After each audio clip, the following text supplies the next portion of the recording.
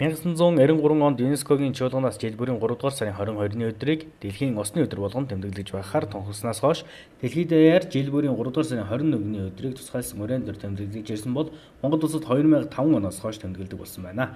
Энэхүү өдрийг 2018 онд байгаль дээлтэй усны шийдэл өрөөнд дөр тэмдэглэсэн бол энэ онд цэнгэг ус тэгш шүртэмж өрөөнд дөр тэмдэглэн өнгөрүүлэх юм а. Дэлхийн усны өдрийг Угтан Сэлэнголын сав газрын захиргаанаас усны бохирдол, усны савны эрүүл ахуй гэсэн сургалтыг иргэдэд зохион байгууллаа.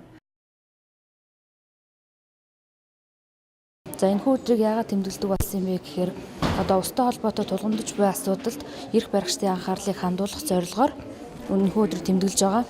За Орхон аймагт байгаль орчны чиглэлээр үйл ажиллагаа явуулдаг байгууллагууд хамтраад гэр хорооллын багийн иргэдийн дунд сургалт зохион байгуулж байна. За манай байгууллагын зүгээс бол гэр хорооллын багийн иргэдийн дунд усны бохирдол, усны савны эрүүл ахуй гэсэн сэдвийн хүрээнд сургалт зохион байгуулж байгаа. Эрүүл ахуйн талаар мэдлэг мэдээлэл олгох, усны бохирдлоос урьдчилан сэргийлэх талаар мэдлэг хүргэх зорилготой байгаа.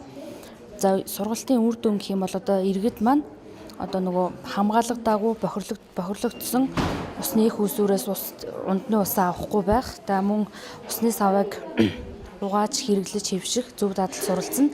Мөн ус хадгалах, зөөвлөх савны талаар мэдлэг мэдээлэлтэй болохоор байгаа.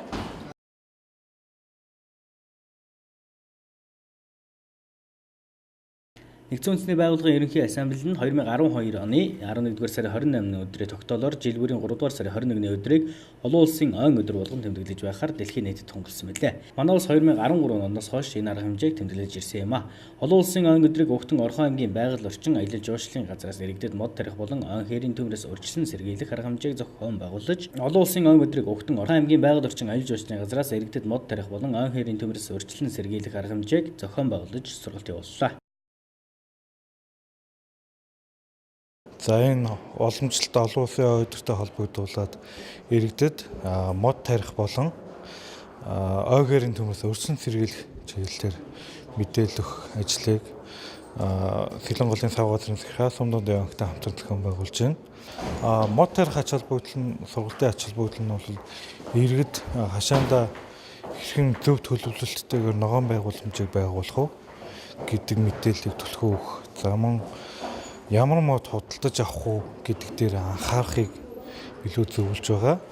За ой гэрийн төмөөс урьдчилан сэргийлэх мэдээллийн сургалтанд бол ой гэрийн төмөөс урьдчилан сэргийлэх аргачлал, үүрэг, за бэлтгэл бэлэн байдлыг хэрхэн хангах, төмөр унтарсны дараа юу хийх вэ гэх мэтчлэн үйл ажиллагааг сурталчилан таниулах зорилгоор мэдээлэл өгч байна.